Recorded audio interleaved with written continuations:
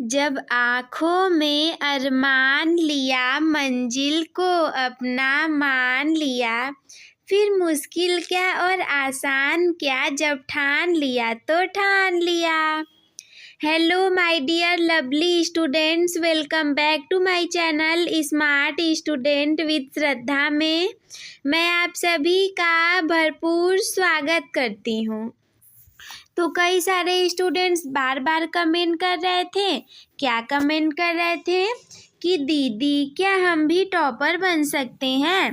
तो आज की ये वीडियो मैं इसी टॉपिक पर लेकर के आई हूँ कि क्या आप भी टॉपर बन सकते हैं, अगर हाँ तो क्यों, और अगर नहीं तो क्यों नहीं बन सकते, और अगर हाँ बनना चाहते हैं तो ऐसे कौन से ट्रिक हैं जिनको फॉलो करने के बाद आप एक टॉपर स्टूडेंट की कैटेगरी में आ जाओगे। तो चलिए फटाफट से बिना देर करते हुए आज की इस वीडियो को शुरू करते हैं। तो क्वेश्चन क्या था कि क्या हम भी टॉपर बन सकते हैं, क्या हम भी क्या बन सकते हैं, टॉपर। क्या हम भी टॉपर बन सकते हैं। तो इसका आंसर जो है ये बहुत ही आसान और सिंपल है, और जिसको सुनने के बाद आपको बहुत अच्छा लगेगा।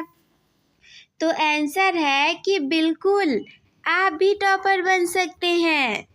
जी हाँ, ये बिल्कुल सही सुना आपने कि आप भी टॉपर बन सकते हैं। और कैसे बन सकते हैं, चलिए ये भी आप लोग को बता देते हैं। देखिए क्या करना होगा आप लोगों को।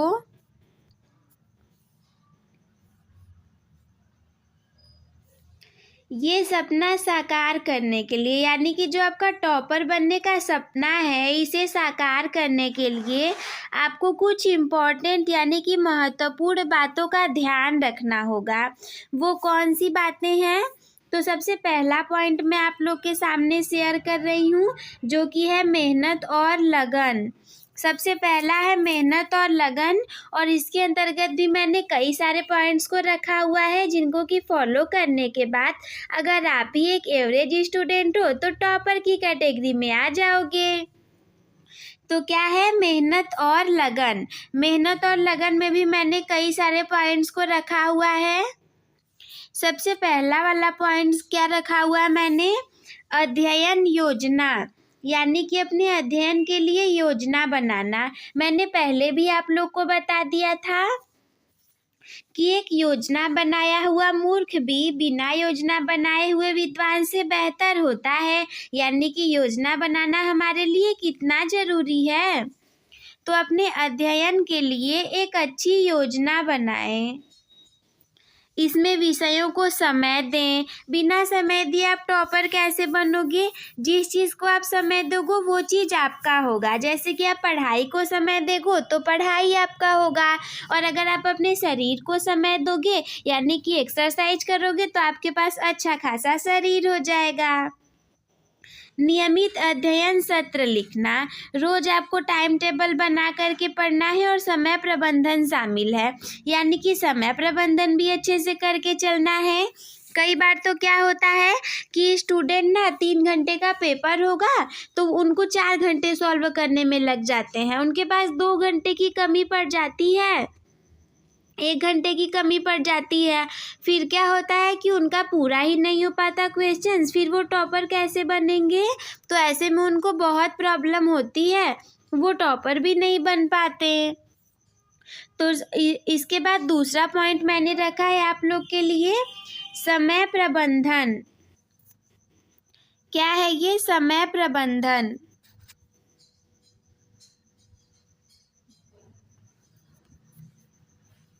समय का सही उपयोग करें।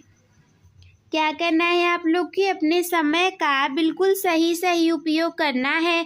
सोचो आपके पास 24 घंटे होते हैं, सारे स्टूडेंट्स के पास 24 घंटे ही होते हैं, लेकिन उनमें से कोई एक ऐसा होता है जिसके कि 98% से ऊपर रिजल्ट आते हैं, वही दूसरी तरफ किसी के 33% आकर के ही रह जाते हैं। तो ये ऐसा क्यों होता है, ये होता है समय प्रबंधन नहीं करने की वजह से। इसके बाद अगला पॉइंट है मनोरंजन के लिए भी समय निकालना। क्या होगा अगर आप केवल चिंता में ही रहेंगे, बिल्कुल आप चिंता में रहोगे, खाना नहीं खाओगे, शरीर भी खराब हो गया, तो ऐसे नहीं करना। लाइफ है आपकी, आपको थोड़ा बहुत मनोरंजन भी करना है और ये तो आपके लिए फ़ायदेमंद होता है। मनोरंजन करना है, लेकिन इससे ज़्यादा इम्पोर्टेंट काम क्या है? लेकिन पढ़ाई को प्राथमिकता देना है। मनोरंजन भी करो, लेकिन अपनी पढ़ाई को प्राथमिकता देना मत भूलो कि पढ़ाई आपकी ज़्यादा इम्पोर्टेंट है इस समय में। इसके बाद अगले पॉइंट में मैंने रखा है अभ्यास। जितना अधिक अभ्यास करोगे उतना ही बेहतर समय और याददाश्त होगी। जितना ज़्यादा आप बार बार चीज़ों को पढ़ोगे, बार बार पढ़ोगे, देखो मैं आप लोग को प्रैक्टिकल के थ्रू समझा रही हूँ। आप लोग क्या करो कि आप लोग 2 बुक्स लेकर के बैठ जाओ किसी अलग अलग सब्जेक्ट की। एक बुक को, एक चैप्टर को आप एक ही बार पढ़ो, नहीं आप किसी एक पैराग्राफ को ले लो, बिल्कुल सिंपल सा, उस पैराग्राफ को आप एक बार पढ़ो। वही दूसरी वाली बुक के एक पैराग्राफ को आप 3 से 4 बार पढ़ लो। उसके बाद आप उन दोनों पैराग्राफ को लिखने की कोशिश करो। देखो आप किसको ज़्यादा अच्छे से लिख पाओगे। मैं बिल्कुल पक्का बोल सकती हूँ कि आप लोग उसी वाले पैराग्राफ को लिख पाओगे जिससे कि आपने 3 से 4 बार पढ़ा है। तो इससे ये निष्कर्ष निकलता है कि जितना अधिक अभ्यास करोगे उतनी ही बेहतर आपकी समझ होगी और याददाश्त होगी। इसके बाद अगले पॉइंट में मैंने रखा है सही अध्ययन सामग्री। आपके पास अध्ययन सामग्री भी अच्छी होनी चाहिए। जैसे कि हमारे पास 2 तरीके की नोट्स होती हैं, एक होती है रफ कॉपी और दूसरी होती है फेयर कॉपी। तो रफ कॉपी में तो हम उतने अच्छे से पढ़ाई नहीं कर पाते ना। वही जो फेयर कॉपी होगी वो कितनी अच्छी गुणवत्ता वाली किताबें हमारे पास होनी चाहिए, अच्छे अच्छे नोट्स और फेयर कॉपी होनी चाहिए। तो इस पॉइंट को भी मैंने आप लोग को रख दिया। ऐसा न हो कि आप ऐसी बुक पढ़े हो जिसमें से क्वेश्चंस एग्जाम में नहीं आने वाले हों। इससे अच्छा तो ये है कि भले आप आधा क्यों न पढ़ो, लेकिन ऐसी बुक से पढ़ो जिसके क्वेश्चंस एग्जाम में आ जाए। और सबसे अच्छी तो आज के समय में एक ही बुक चल रही है, NCERT। इससे बेहतर कुछ नहीं है। एग्जाम में इसी से प्रश्न आने वाले हैं। भले ही ये बुक ज़्यादातर लोगों को समझ में नहीं आती, लेकिन अगर आप इन सारी बुक के क्वेश्चन को सॉल्व कर ले रहे हो तो और कोई अदर बुक आपको पढ़ने की बिल्कुल भी नीड नहीं है। इसके बाद अगले पॉइंट पे मैंने रखा है स्वास्थ्य का ध्यान रखें। अगर आप स्वास्थ्य का ध्यान नहीं रखोगे तो आपका पढ़ाई में भी मन नहीं लगेगा। जैसे कि अच्छी नींद लेना। अगर आप 3 ही 4 घंटे सोओगे तो अब तो कम सोने की वजह से कुछ कुछ कैंसर के भी सिम्टम लोगों में दिख जाते हैं। तो आपके अंदर ऐसा ना हो, इसलिए आपको अच्छी नींद लेनी है। 24 घंटे होते हैं ना, 8 घंटे सो जाओ, 8 घंटे पढ़ाई करो, 8 घंटे बाकी घर के काम और एंजॉय करो। इसके बाद संतुलित आहार लेना। अच्छा खाना नहीं खाओगे तो दिमाग तेज नहीं रहेगा। तो आप लोग को क्या करना है कि अच्छा खाना खाना है। नियमित व्यायाम से तनाव कम करना। ज़्यादा समय नहीं है आपके पास तो डेली 10 से 15 मिनट की एक्सरसाइज करो। नहीं तो अगर आप डेली साइकिल चला करके भी जाते हो तो भी आपका व्यायाम हो जाता है। और एकाग्रता बढ़ाएं, और एकाग्रता बढ़ा करके पढ़ाई करनी है। इसके बाद सेकेंड पॉइंट में मैंने रखा है सकारात्मक सोच। पहले तो कितने लोग यही सोच रहे होंगे कि अरे यार दिसंबर आने वाला है, अब क्या ही हो पाएगा। तो ऐसा मत सोचो ना, अपनी सकारात्मक सोच बनाए रखो। अरे तुमको, आप लोग को पता है कि 1 सेकेंड में भी बहुत कुछ हो सकता है। जैसे कि 1 सेकेंड पे आप कोई ऐसे आंसर पर टिक कर दो जो कि गलत हो और आपके 89.999% आते हुए रह जाएं। या फिर ऐसा भी हो सकता है कि आप किसी ऐसे आंसर पर टिक कर दो जिसकी वजह से आपके करेक्ट 90% आ जाए। तो 1-1 सेकेंड का महत्व होता है। आपके पास तो फिर भी अभी दिसंबर है, 2 से 3 महीने का समय है। आप बिल्कुल अच्छे से पढ़ाई कर सकते हो। सकारात्मक सोच में मैंने पहले पॉइंट को रखा है आत्मविश्वास। अपने आप पर विश्वास रखना कि yes you can do it, आप कर सकते हो। सफलता की कल्पना करें और दृढ़ रखें। रोज सोने से पहले आप सोचो कि क्लास में सबसे पहले नंबर पर आपका नाम लिया जा रहा है। आपको बहुत अच्छी फीलिंग आएगी। फिर आप अपनी उस पढ़ाई के लिए काम भी करोगे।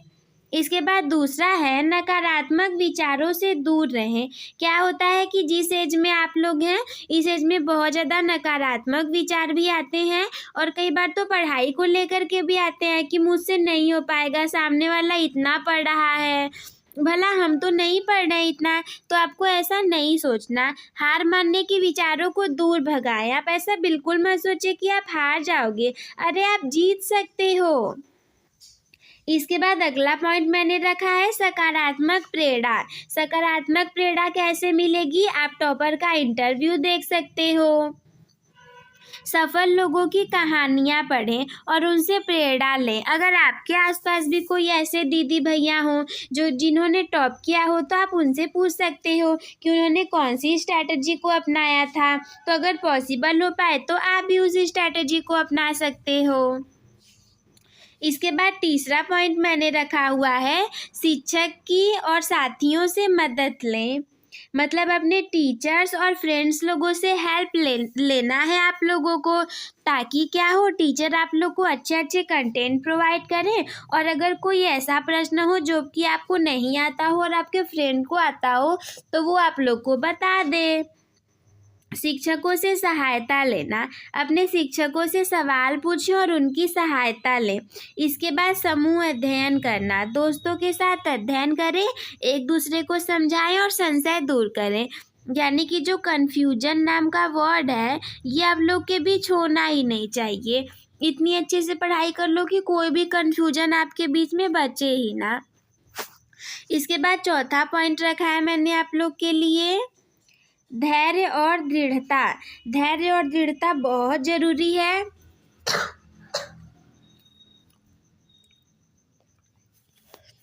ऐसा नहीं हो सकता कि आप एक ही दिन में टॉपर बन पाओ, लेकिन ऐसा बिल्कुल अच्छे से पॉसिबल है कि एक दिन तो जरूर टॉपर बनोगे।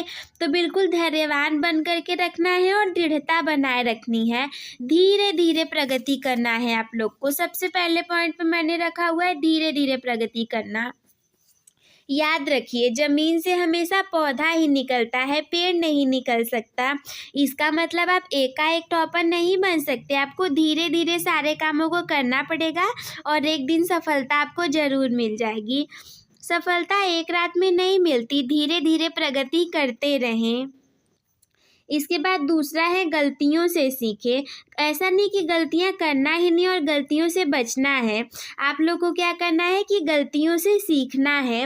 आप ये सोचो कि गलतियां करना सामान्य है, इनसे सीखें और आगे बढ़ें।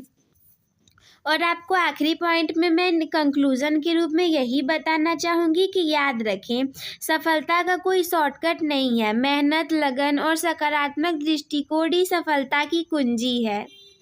तो ये हो गया मेरा पूरा का पूरा वीडियो। आई होप कि आप सभी लोगों को समझ में आ गया होगा।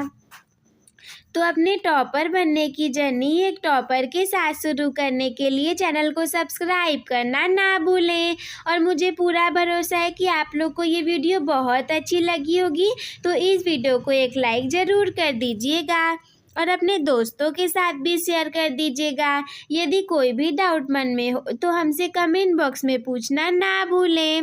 वीडियो देखने के लिए धन्यवाद। Love you all.